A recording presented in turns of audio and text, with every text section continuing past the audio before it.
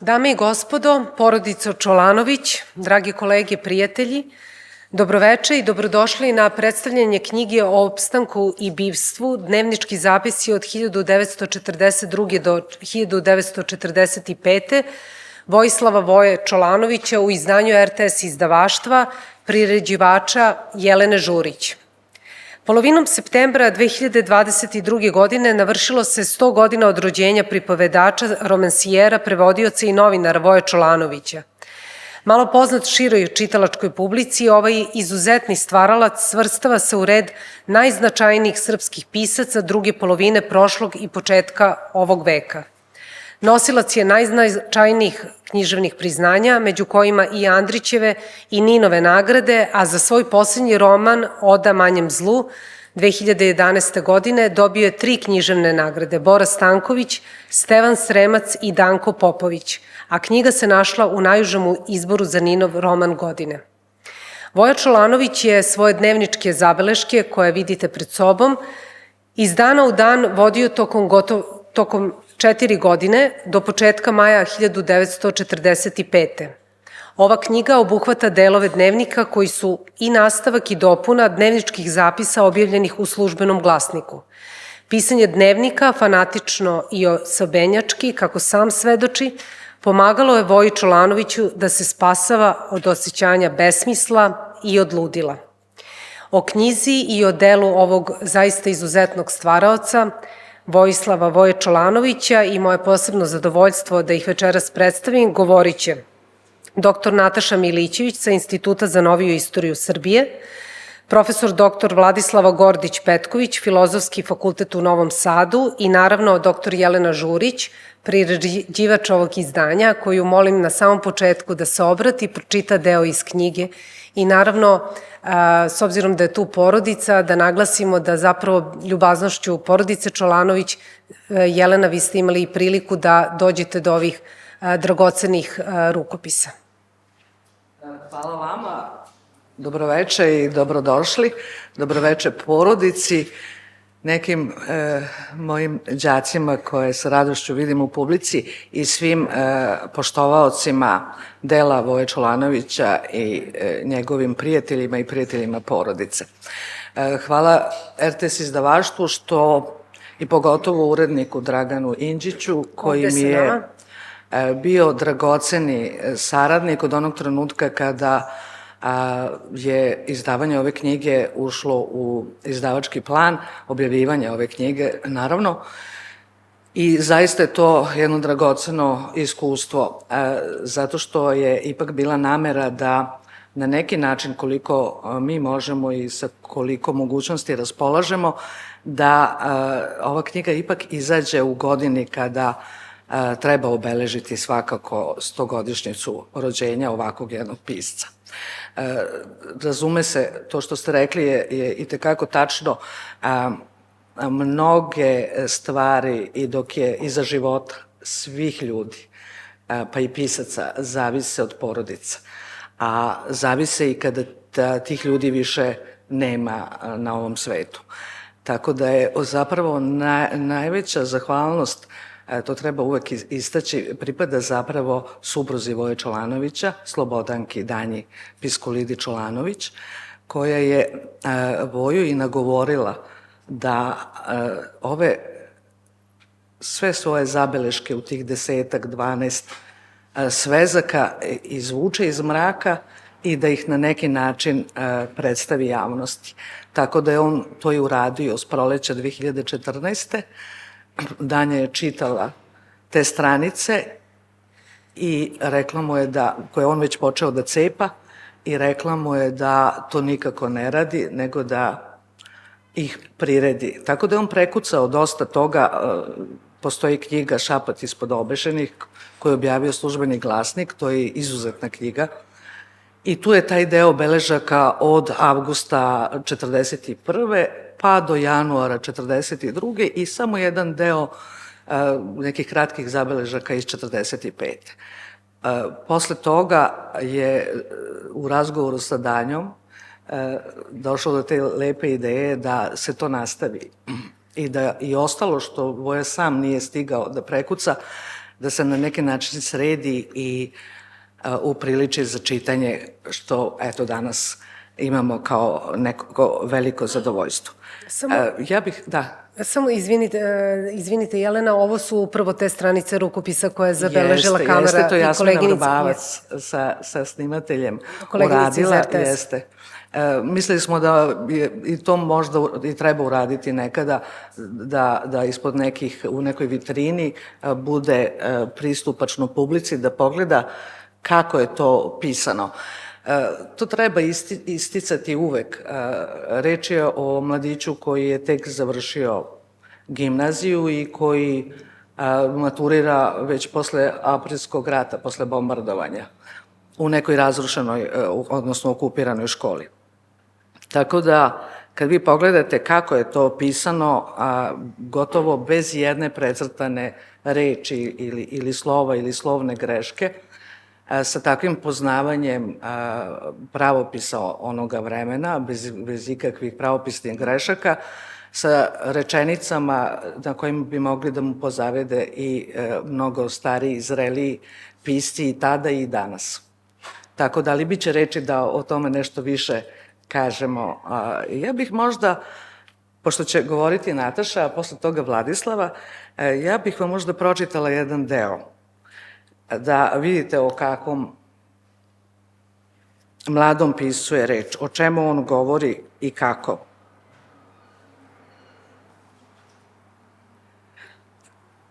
Zato je bilo važno da o ovoj knjizi govori neko ko se istorijom bavi, istoriografijom, kao što to radi Nataša, i neko ko se bavi književnošću, pa možemo da kažemo i domaćom u velikoj meri, ali pre svega engleskom, a znamo koliko je sam Voja Čolanović bio naklonjen anglosaksonskoj književnosti i koliko već tada u ratu on prilježno uči engleski jezik i čitave strane piše na engleskom, čak pokušava i neke pesme da napiše na tom jeziku. Sad da vidite kako to izgleda. Beleška od 14.3.1943. Ali pre toga samo jedan pasus od prethodnog dana.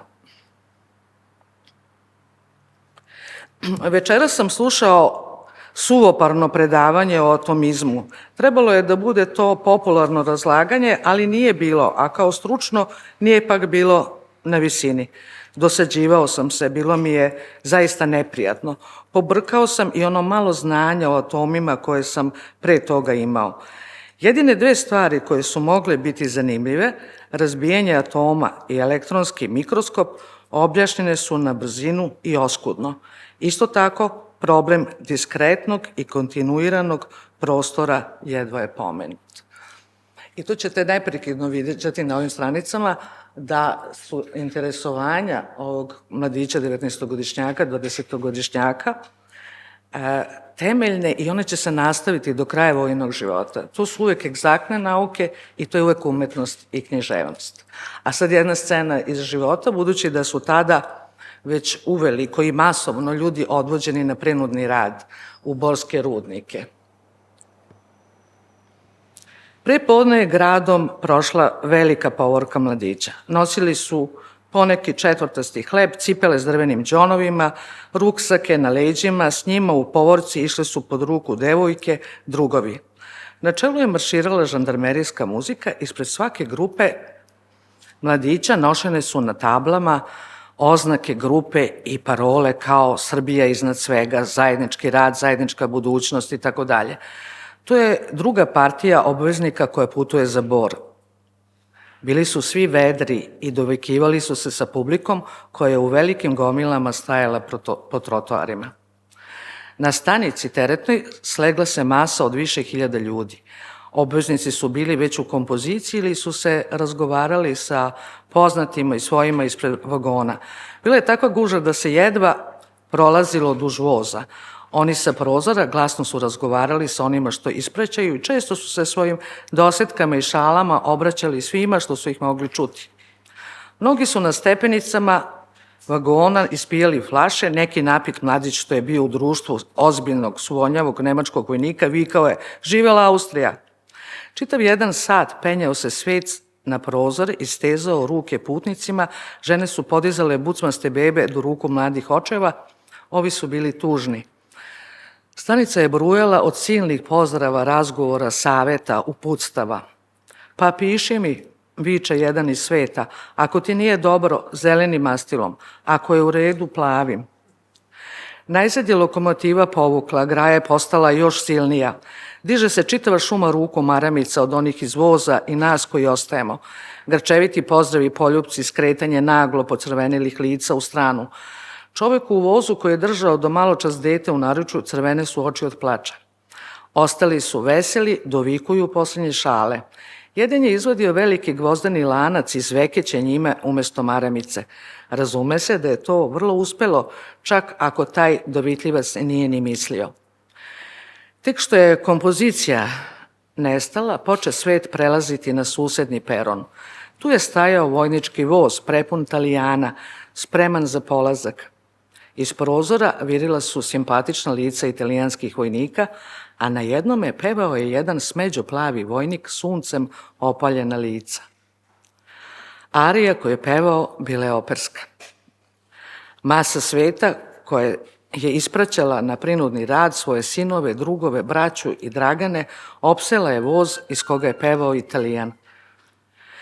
Kad je dovršio, začuo se gromak aplauz. Svet je bio razdragan i raspoložen i oni što su znali naslov neke pesme na talijanskom dovikivali su ga zlatnogrlom vojniku.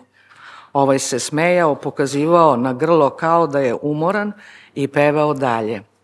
Razne kancone, operske partiture, šlagere. Posle svake pesme aplauz. U tom su na poziv jednog Nemca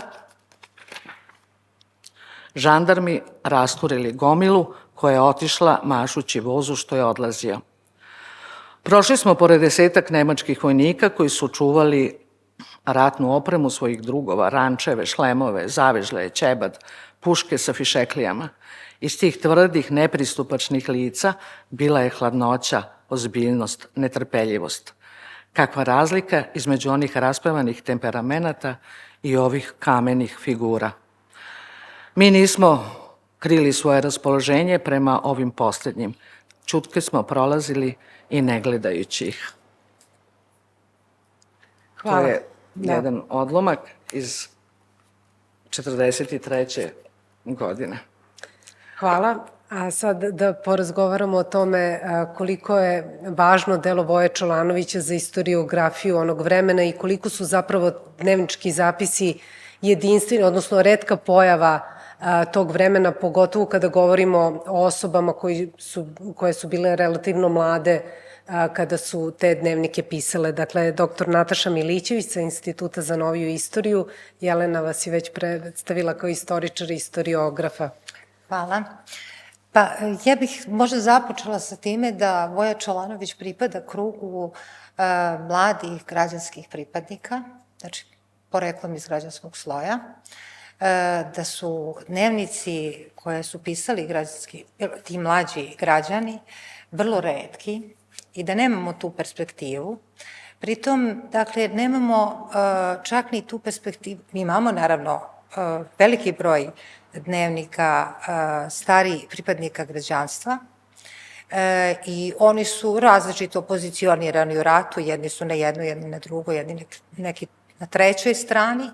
Međutim, mi ovde vidimo kod Voje Čolanovića da se on suštinski ne opredeljuje. On ne govori ni o narodnooslobodilačkom pokretu, ni o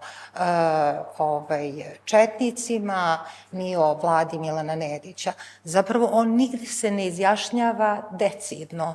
Dakle, međutim, mi znamo da on ima antiokupatorsko raspoloženje. Evo sad je Jelena, odnosno da je antiokupatorski orijentisan. I ja sam baš uzela bila ovaj primer da pokažem taj moment koliko je on na jedan suptilan način pokazuje svoj otpor prema okupatoru i ne samo to. Ima još jedna jako zanimljiva situacija u kojoj Voja Čolanović kaže kada prolaze tramvaji ili u jednom slučaju prolazio je kamion zajedno sa tenkovima, kaldrmom i tako dalje, on je bio sa svojim drugom, mislim, Ivanom Dimićem, i oni su šta uradili? Iz sve glasa su vikali dole, ua, i tako redom. Znači, prosto su koristili najrazličitije prilike da pokažu otpor. Ja to zovem svakodnevni otpor pod okupacijom. To je u stvari onaj najnevidljiviji otpor koji se ne vidi. On se radi u hodu, njega je teško istraživati, on je usputan i osim ovako zabeležen, mi ga jedva da možemo istraživati. Otuda ovaj dnevnik, znači sa te strane on je specifičan. Sa druge strane on pruža obilje podataka o najrazličitijim aspektima istorije svakodnevnog života. Ja se bavim inače istorijom i svakodnevnog života i istorijom srpskog građanstva i u Drugom svetskom ratu i u čitavom 20. veku, odnosno do njegovog kraja, negde oko 1950. I ovaj dnevnik, dakle, pruža neverovatno obilje podataka o najrazličitijim aspektima te svakodnevice. Ja sam htela da skrenem pažnju na više tih stvari, da on, znači, pokazuje ne samo te najrazličitije aspekte, nego, znači, ukazuje i na te složene, iako dosta u pozadini društveno-političke i ekonomske prilike, da je ovo jedan dnevnik u kom, to je sad recimo za mene bilo vrlo interesantno, to se videlo do duše i u onom prvom delu dnevnika koji je izašao u Službenom glasniku, odnosno on to malom, isečku, videlo se da je pisac ovde u centru zbivanja, a društvena i politička zbivanja su zapravo u pozadini. Najveći broj dnevnika u stvari je obrnut.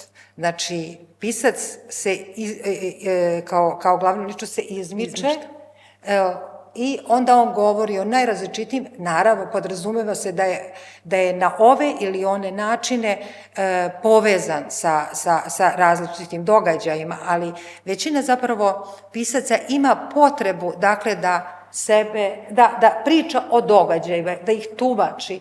Čak mislim u jednom trenutku da je Voja Čalanović odbio da raspravlja o tome kuda će taj rat.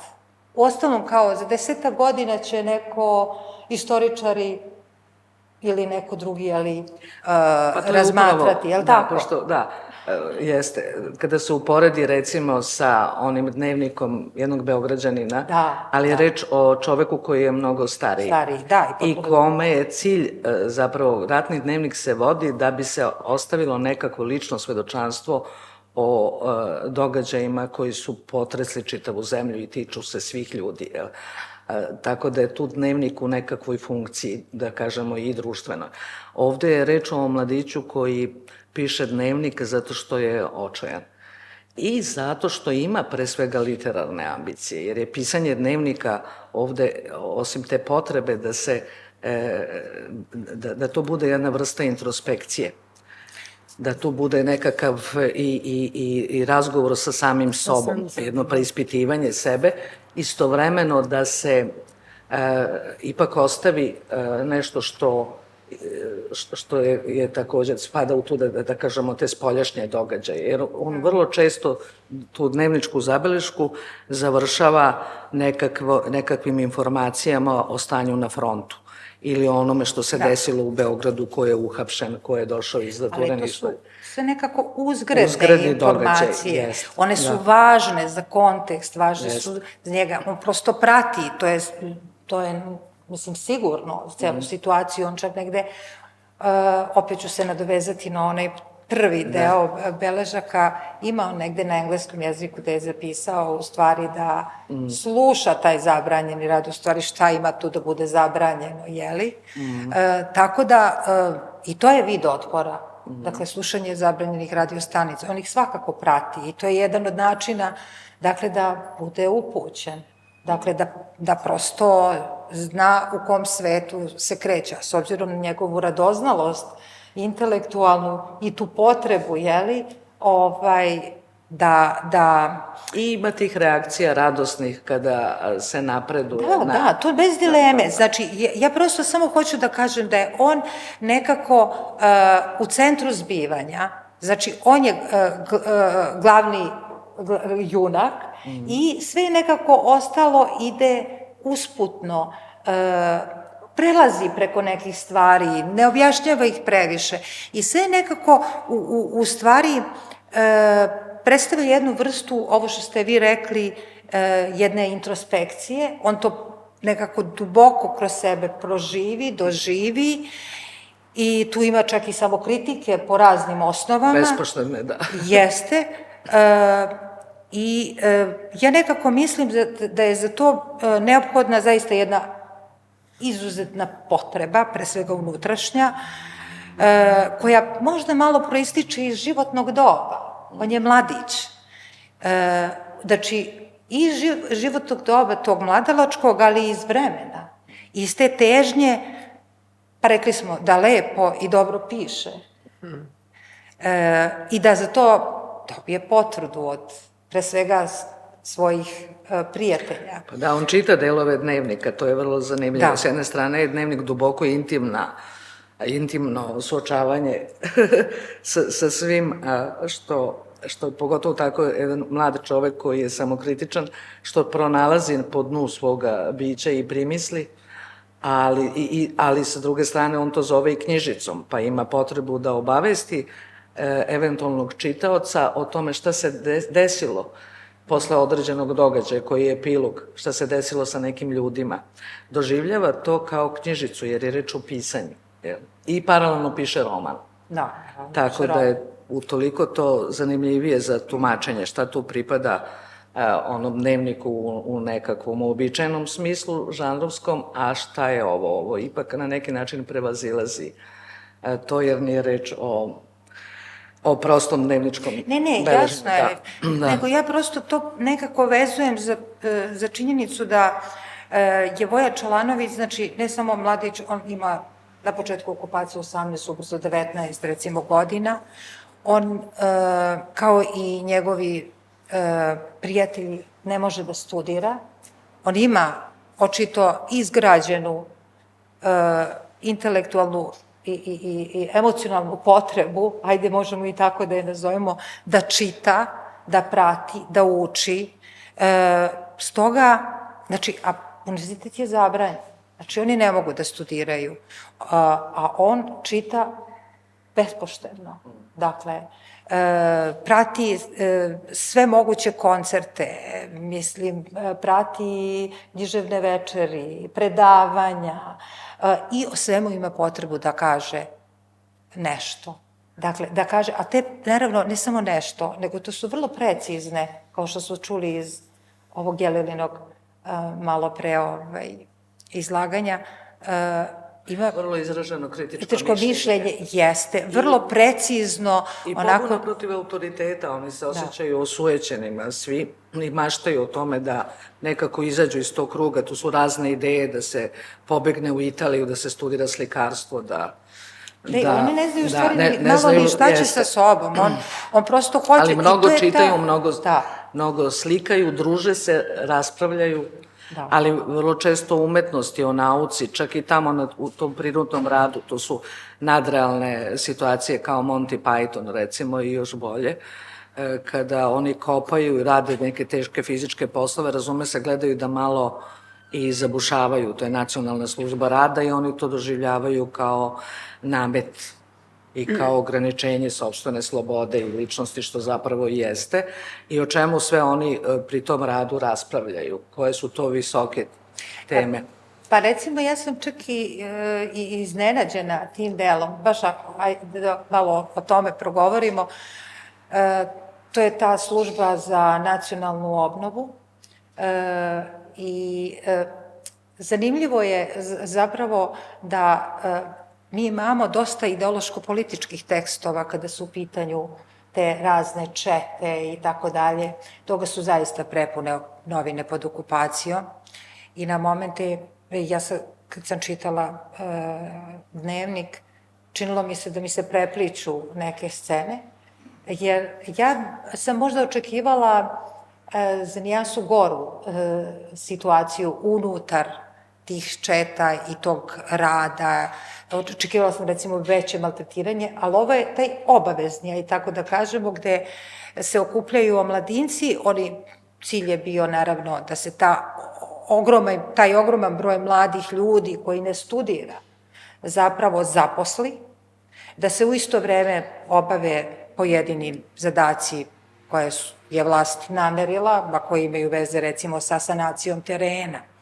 Naprimer, u delovi oko Obrenovca, Mačva cela, naprimer, deo oko Jagodine, taj deo Morave, vrlo često je plavljen.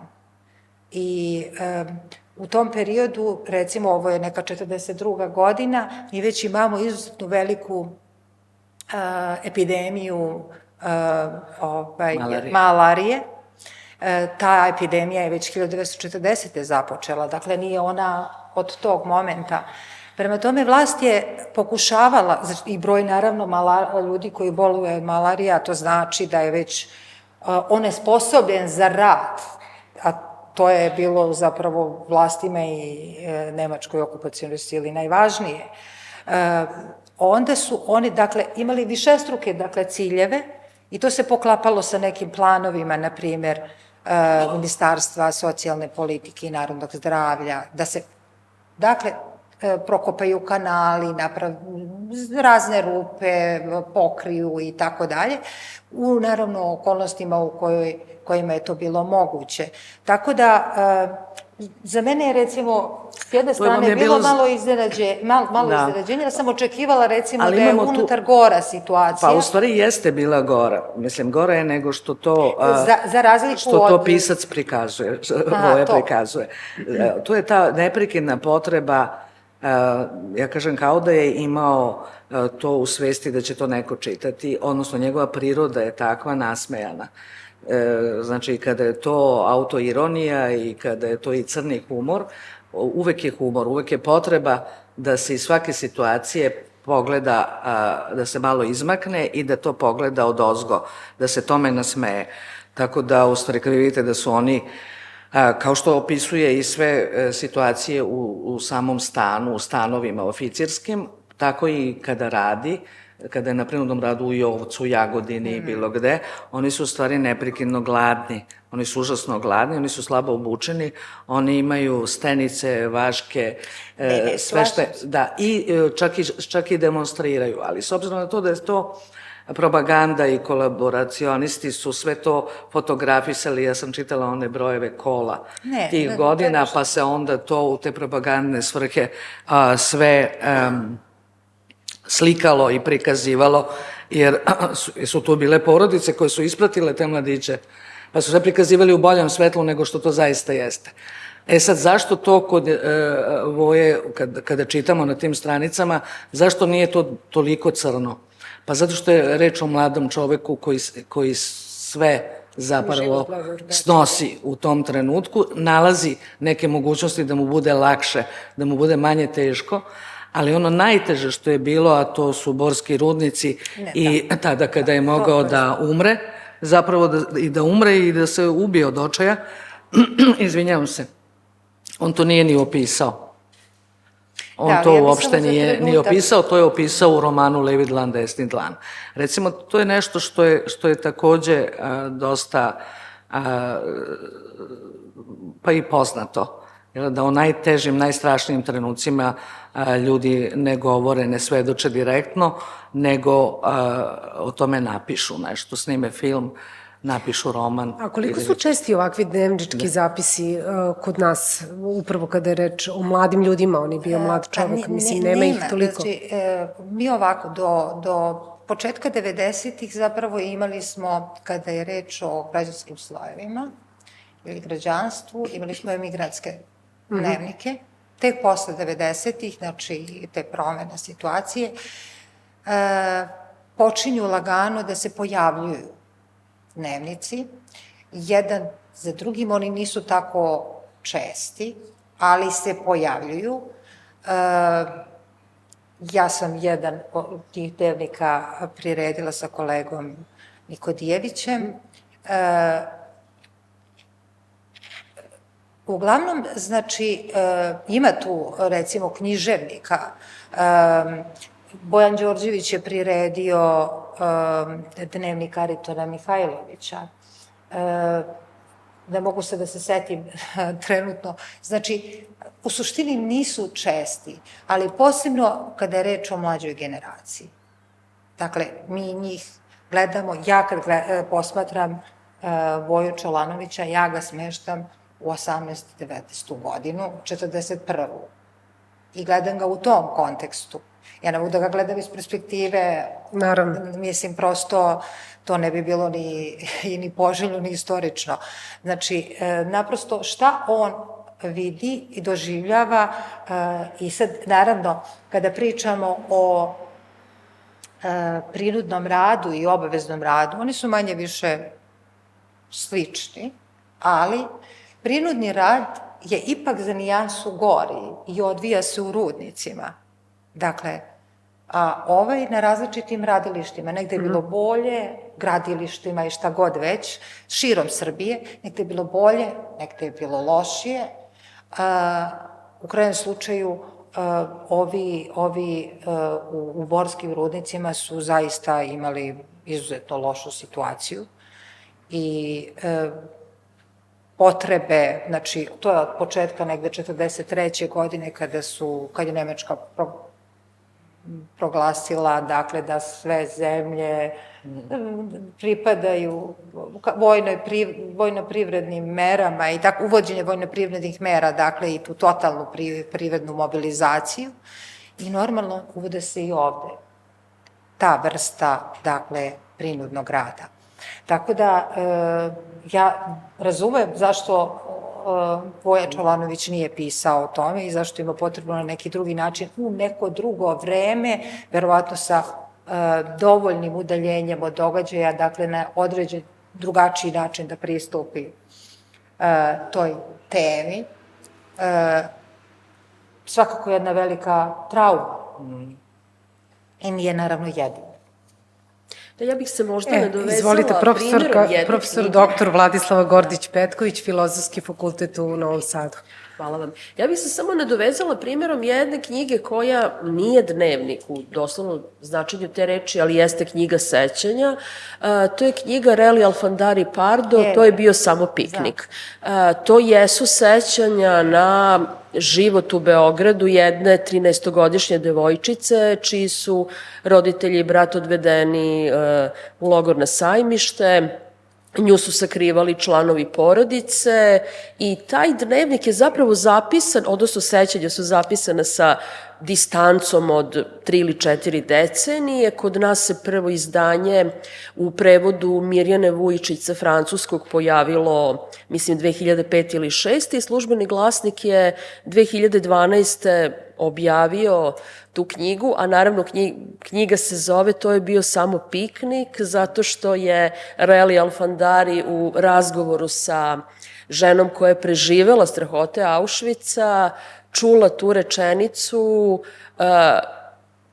pa to je bio samo piknik, dakle, njen život u Beogradu, u Srbiji, sakrivanje u Dečanskoj ulici, u Aranđelovcu, onda iskustva iz savezničkog bombardovanja. U svemu tome je bilo izvesne literarnosti, naravno jednog vrlo zlokobnog fakticiteta, zato što je govorila o tome kako se život u Beogradu za Jevreje menjao, ali, kažem, to nisu dnevnici, to su zapravo sećanja koje su zapisane post festum. Slažem se, ja sam čitala, naravno, te sećanja, ali što je problem sa tim sećanjem, to je prvo vrlo mlada devojčica, mislim 13-14 godina, nije više imala. Ako i toliko. Druga stvar, nju su rođaci zabolili su određeni ljude za novac da je čuvaju i oni su nju čuvali u ostavi.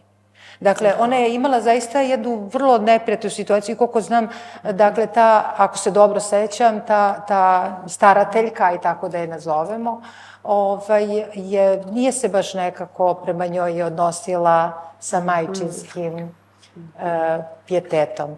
Tako da, hoću da kažem, različita su naravno iskustva.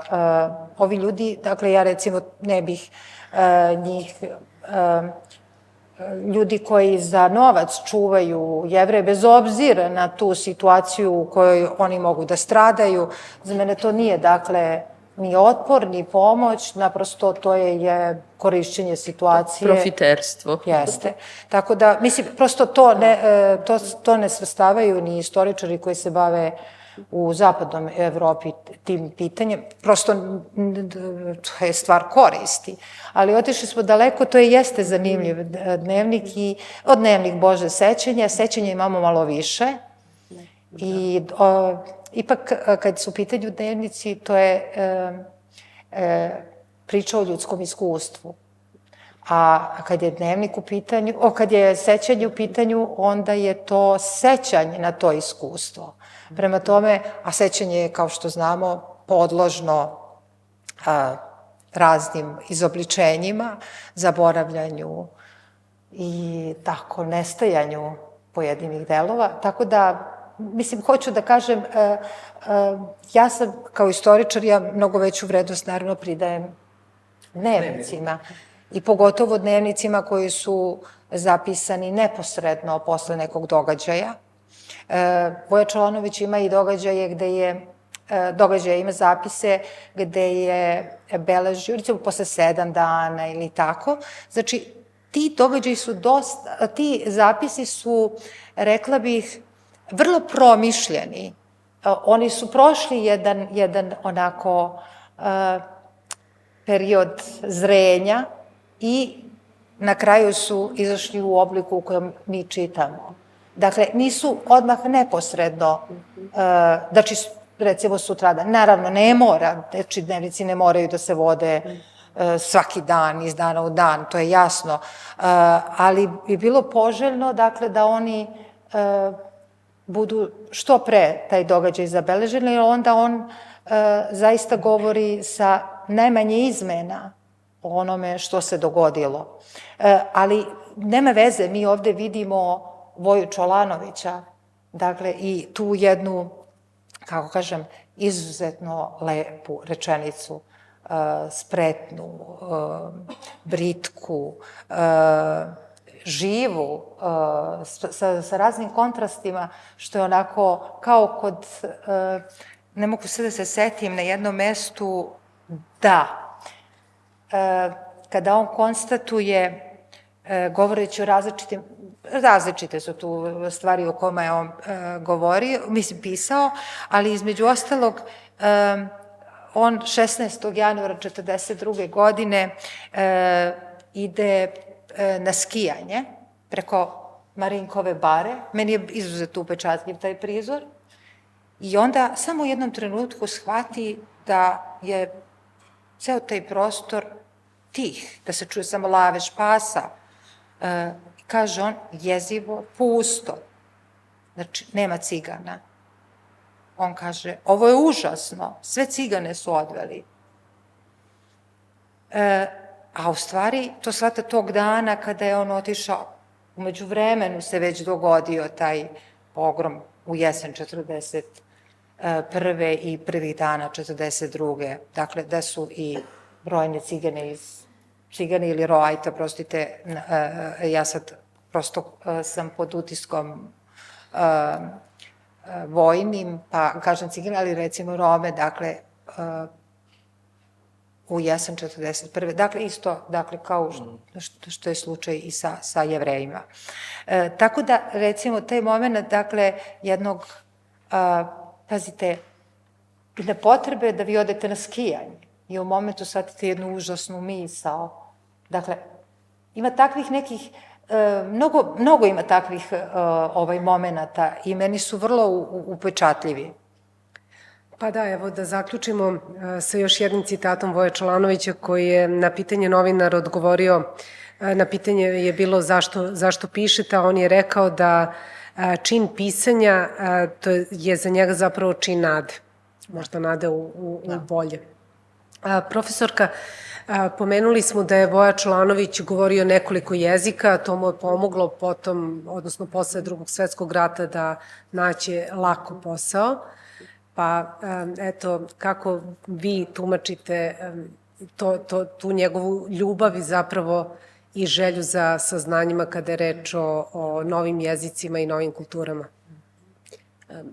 Kada samo uporedite ove dnevnike, ma koliko to bilo nezahvalno tako formulisati, hajde da kažemo da su ovi dnevnici sam početak stvaralaštva Vojislava Čolanovića, iako ih možemo svrstati u juvenilije, u mladalačke zapise, pa kad pogledamo Luk preko njegovih eseja, pripovedaka, romana i kada dođemo do poslednjeg objavljenog romana iz 2011. Oda manjem zlu i kada vidimo kako je taj roman sam po sebi jedno enciklopedijsko štivo satkano i od naučnih činjenica i od literarnih impresija i od saznanja i podataka iz različitih disciplina i da kažemo i prirodnih nauka i društvenih i humanističkih, vidimo jedan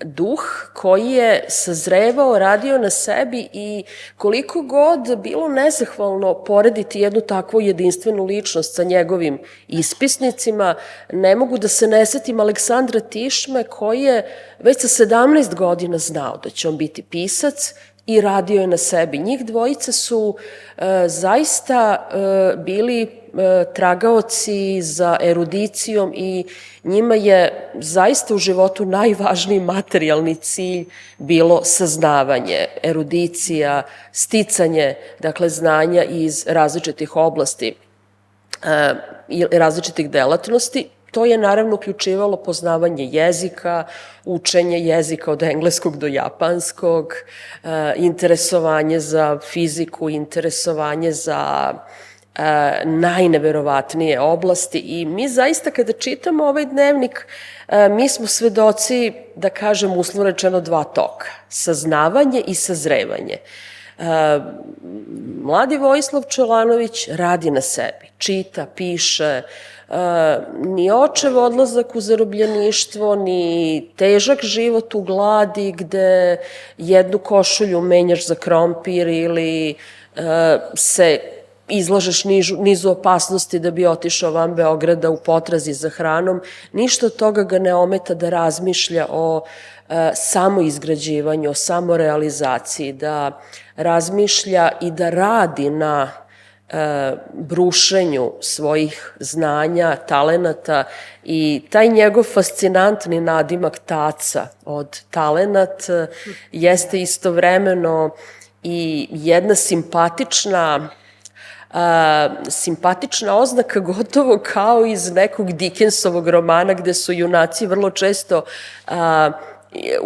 kroz ime karakterisani, kroz ime na neki način opisani i taj njegov nadimak taca je toliko znakovit na više načina. Vojislav Nanović mu je dao taj nadimak i to tepanje talentu.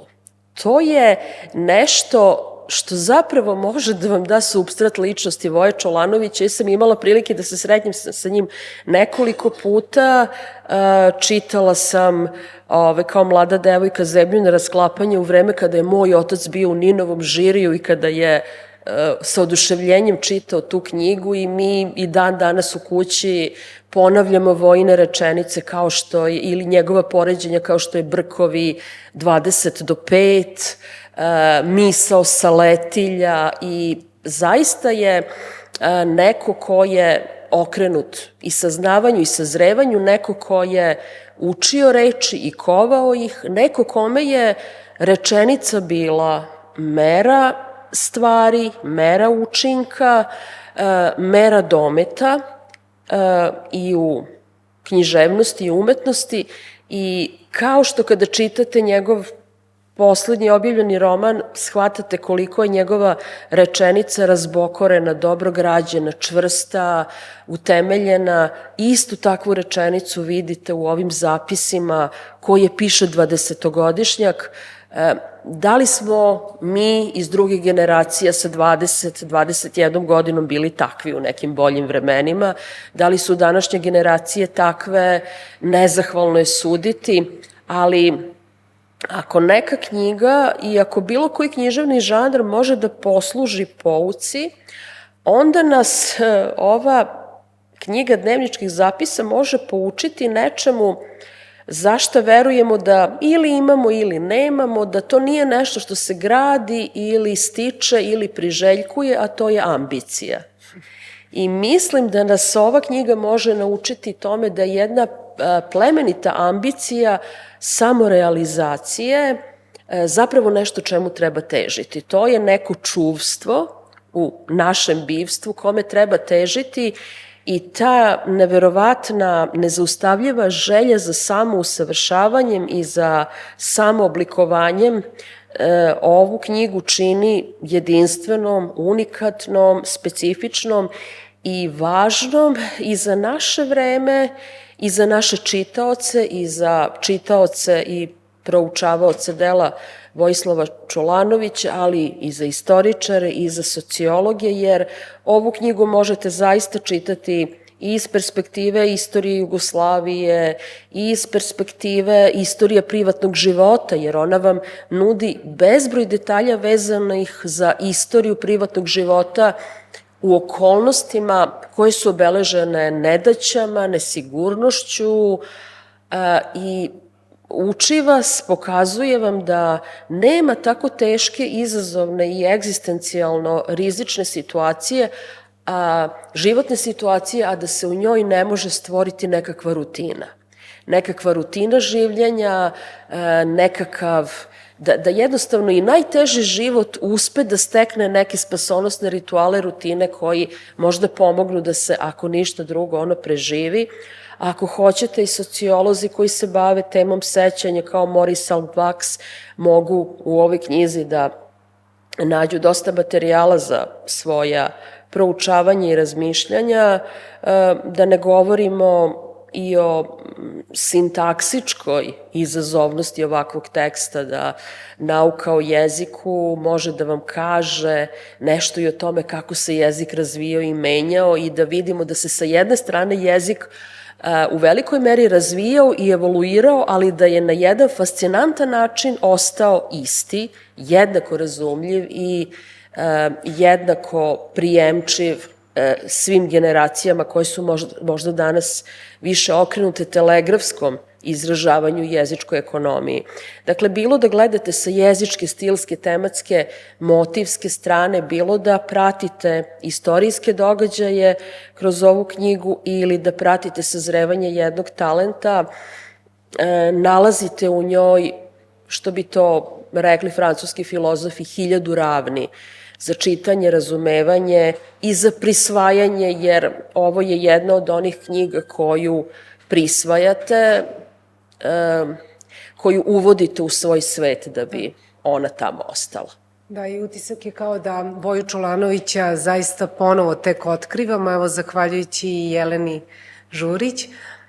Jelena, ovo je kao neki temelj sada za jedno novo proučavanje njegovog dela. Kako da ne? Mislim na dnevničke zapise, na knjigu. Kako da ne, pa evo i Nataša i Vladislava su skrenule pažnju na ono što ovu knjigu čini vrednom i važnom. Pre svega, važno je sigurno svima koji proučavaju to vreme u našoj istoriji, sve što se zapravo, sve što je i antropološki interesantno, ne samo za istoričare, sociologe, psihologe i tako dalje, reč je i o adolescentu koji se izdvaja svojim talentom, svojim darom i kako proživljava sve to što je teško, objektivno teško u to vreme i koji je kritički nastrojen prema svemu što se dešava, ali i prema sebi. Ne samo prema onome što mu je nametnuto, iz čega bi da iskorači, da se ostvari, a onemogućen je. A za sve one koji se bave delom Voje Čolanovića itekako je važno, jer može se uvek govoriti o nekakvim nukleosima, nekim arhetipskim obrazcima, o nekim tekstovima pre tekstova. Tako da iz ovih dnevničkih beležaka izniklo je nekoliko pripovedaka već u prvoj zbirci o Sedlati Mećavu i nekoliko romana, a zanimljivo je to da se sve to motivski, tematsko-motivski vrtelo ciklično pojavljivalo na različite načine, u različitim varijacijama, kroz čitavo delo, to je sada posebna priča, do ovog poslednjeg romana enciklopedičnog, što reče Vladislava, Ode manjem zlu. Tako da jeste i sintaksički i leksički, pogotovo je leksika Voje Čolanovića izuzetno interesantna, jer ono što je odlika njegove proze, njegove poetike, inače veliki broj neologizama, zapravo poetizama. On je tu na tragu koji su ostavili Laza Kostić, recimo, pa posle Vinaver i tako dalje. To je takođe zanimljivo proučavati. On se susreo tako u jednom trenutku sa Vinaverom, je li tako? Da, radili. Imao je tu sreću da je Vinavera upoznao i su radili jedno vreme zajedno, tako da, ali postoji i taj podatak da je jedna od najomiljenijih knjiga gimnazijalaca uoči samog rata upravo bila Patologija Vinaverova. To se čitalo i znalo napamet i tekako je uticalo. Razume se da se vidi uticaj lektire, sve ono što Voja Čolanović u to vreme čita i o čemu razmišlja, on ostavlja i male neke, da kažemo, eseističke zapise o knjigama koje čita, da su to i engleski pisci i francuski, ali i filozofi, to je i Nietzsche i Schopenhauer i razni drugi, i da se odmerava prema onome što u tome nalazi. I razume se domaće pisce. I sve vreme uči engleski, vidite do koje mere, kako brzo napreduje. Mi danas imamo neke hiperbrze kurseve i tako, ali ne znam da je neko za tako kratko vreme došao u situaciju da već napiše ceo tekst od 2-3 strane i razume se tu saopštava nešto što baš ne bi voleo da svi pročitaju. Nešto što je kriptozapis. Izvinjam se što vas prekidam, a u to vreme zapravo engleski nije baš bio toliko jezik koji se... Kao ni ruski. Tako je, a francuski već je druga priča, ali u to vreme engleski bio... Vidjet ćete kad budete čitali kako izgleda pretres u stanu i kako policija reaguje kada vidi neke knjige ruskih pisaca ili, na primer, engleskih i tako dalje. Tako da... Ali možda da pređemo i na vedrije teme, ukoliko se uopšte može i preći na vedrije teme, erotsko u delu Voje Čolanovića koje je vrlo često prisutno i na jedan komičan i piktoreskan način, može se naći u ovoj knjizi i ja sam, čitajući neke delove koji su opisani vrlo dinamično, setila se i tekstova Ljubinke Škondrić o takozvanoj horizontalnoj kolaboraciji. I ovo je između ostalog i jedna fascinantna knjiga i o erotskom sazrevanju, jer ne može ni jedan rat, ni jedna kataklizma zaustaviti prirodni psihofizički razvoj jednog mladića, pa ono što je jedan od najdirljivijih detalja u ovoj knjizi jeste i zapisan datum prvog poljupca, kome su svedočila velika kola. Da, od prvog poljupca do javne kuće, recimo od metafizike polne ljubavi do biološke tragedije žene. Sve vreme taj mladi čovek čita određenu literaturu, ali pokušava i da doživi ono o čemu razmišlja. Ono što, bilo bi zanimljivo, Nataša i ja smo razgovarale dosta o dnevnicima Vladete Jerotića, kada se uporede, razlika u godinama je vrlo mala, Vladeta je bio 2 godine mlađi. I kada Vladeta Jerotić na jednom mestu kaže kako ga je namučio taj seksualni nagon, Bože me sačuvaj, kao to nikom ne bi poželeo, kako je to bilo užasno. I tu zapravo, osim nekoliko redova, nema mnogo priča o tome, ali o opstanku i bivstvu se može čitati i kao ljubavni roman. Postoji čitava jedna inkorporirana ljubavna priča. Sam je Voja Čolanović, dakle kao pisac dnevnika, tada mladić, naziva novelom, to je novela Ljubica, jel? Čitava ta ljubavna storija sa tom devojkom iz Požarevca zauzima priču u priči, u čitavom dnevniku. Osim što on doživljava, to sam malo pre rekla da ne ponavljam, on sve to, iako je rasuto po mnogim sveskama, to nije na jednom mestu sve. On to doživljava kao celinu. Vi vidite da postoji ta i retrospekcija. Jel? On vuče konce svih i svega što je pomenuo od početka do 45. i onda kaže, eto, dužan sam da zapišem šta se desilo s mojim prijateljem Celeginom. Moram da ispričam, iako se grozi prepričavanja. Vi već vidite tu prve te poetičke elemente koje on slaže u svoj mozaik buduće, gradi tu svoju poetiku, da već zna, određuje se prema određenom načinu pisanja i on ne voli, ima onih divnih momenta kada sa onim Marko i Slavko se zovu, ali mene podsjećaju na Mirka i Slavka, dva vrlo darovita dečaka koje vole da pričaju o umetnosti, o književnosti i seku vene na socrealizam, jel? Socijalna književnost, to ih zanima, sve ostalo je dekadencija, ne vole Bodlera, ne vole nikog. I onda Voja, koji je malo stariji od njih, pokušava u znoju da im objasni, užasno se nervira i o tome čak i ostavlja zabeleške.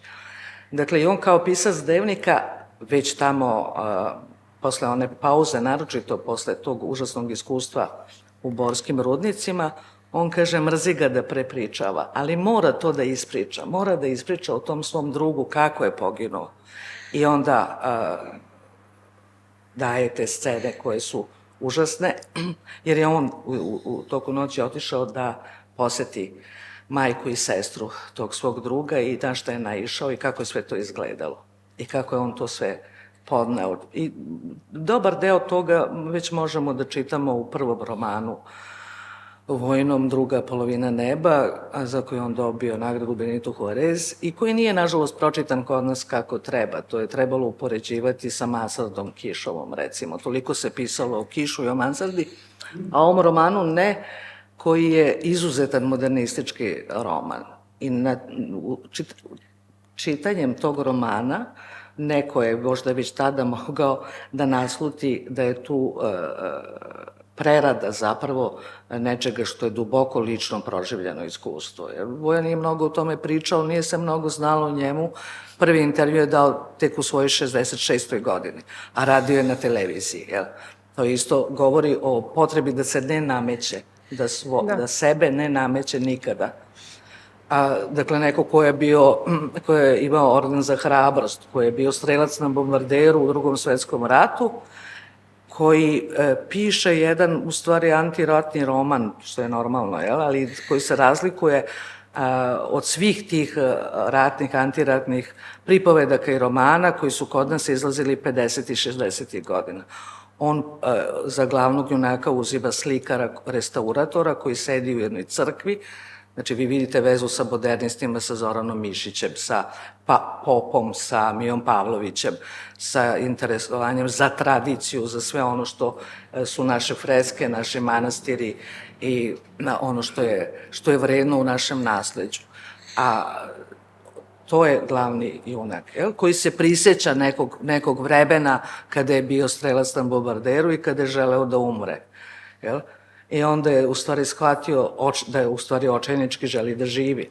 Zato je to dobro, literatura je ta koja pokaže ono što je so života, a to je sam život. Sama potreba da se živi i raduje i u najstrašnijim okolnostima ukoliko je to moguće, fizički moguće, i da se onda, ko ima tu sreću i taj dar, da ostavi zapis o tome, a Voja jeste i upravo smo mi u situaciji da se ponovo vraćamo nekim njegovim pripovetkama i romanima i da čitamo ove dnevnike. Ja samo moram da se izvinim svima. Zaboravila sam malo pre kad ste me pitali, baš evo Vladeta Jerotić i njegov dnevnik. Savremenik. Jednostavno, on je vrlo specifičan dnevnik i ja moram priznati da sam čitala onako u jednom dahu kad sam ga kupila, ali i ja nemam običaj da čitam ni predgovore, ni pogovore dok ne steknem svoje mišljenje. I onda sam na kraju morala da vidim da li je moguće da on ima tu interpolacija toliko i naravno da jeste, gospođa Ljubica je tu, pa ona je pisala pogovor, je li tako? Ne. Ne, Jelena je pisala pogovor. Vladeta Jerotić. Za Vladeta Za Vladeta Ja se Jerotića. izvinjam, da, to već sad ne. Arsić. Ne. Sam pogrešila. Dobro, nije. U svakom slučaju, taj dnevnik ima zaista dosta dodataka, naročito onih koji se tiču spoljnopolitičke situacije. Ima neobičnih tu još raznih, dobro, ajde da kažemo pogled, nema veze, to su pogledi Vladete Jerotića na datu događaje i situaciju, on ima specifičan odnos sa porodicom i tako dalje. Potpuno jedna drugačija ličnost u odnosu na Voju Čolanovića. Prosto Voja Čolanović je nekako sav u životu, a Vladeta Jerotić je mirniji, okrenutiji nekoj mistici i on čak beži od kuće i odlazi upravo na obavezan rad. Da. Dakle, sasvim suprotno od Voje Čolanovića. Naprosto sam ostala dužna, dakle, zaboravila sam. Pa evo, bližimo se kraju. Rekla bih da je bilo plemenito i privilegovano danas baš u prostoru RTS kluba govoriti o Voji Čolanoviću. RTS izdavaštvo je objavilo dnevničke zapise, a ja ću posebno upravo zbog ovih mladih, jer utisak mi je da se svi pitamo da li bi danas neki mladić od 17, 18, 19 godina sedao i pisao dnevnik kakve god da ga strahote napolju zadesile. Tako da, upravo zbog tih mladih ljudi i tih prvih poljubaca koje ste pomenuli, a događaju se upravo tim godinama, ja ću zahvaliti upravo ovim mladim ljudima iz multimedijalnog tima koji su napravili zapis ovog događaja i taj zapis će biti na YouTube-u i na RTS Planeti, pa tako da kažemo za malo duže vremena, odnosno neke nove mlade ljude. I evo, zamolila bih Jelenu da eventualno zaključi, a ukoliko ne, ja bih pročitala jedan deo sa korice ove knjige koji nekako čini mi se da zaokružuje priču o dnevničkim zapisima Voje Čolanovića. Jelena, izvolite, a posle to... Ja bih se zahvalila vama što ste bili večeras sa nama, što smo u situaciji da se ipak na neki način osvrnemo na delo Voje Čolanovića i da na taj način damo neki skromni doprinos obeležavanju 100-godišnjice njegovog rođenja. Hvala vam. Hvala vama, Jelena. Evo, samo bit ću kratka. Dakle, kaže Voja Čolanović 2014. godine. Nego da dodam, za minulih 7 decenija uzalud sam opet i opet pokušavao da dokučim ne zašto sam vodio dnevnik, činili su to i drugi. Da ne zaborave ono što bi inače zaboravili, da zabeleže svoje misli i osjećanja, da pročiste uspostave perspektivu, razlabave ligamente. Nego zašto sam to radio u grču, bez odlaganja, maltene fanatično. Kao da je u pitanju bio sam život. Što se ishoda tiče i sad je isto. Odgonetke nema. Sem ako dnevnik nisam tako predano i osobenjački vodio da ne bih poludeo. Pišite zbog toga. Kao činado, da.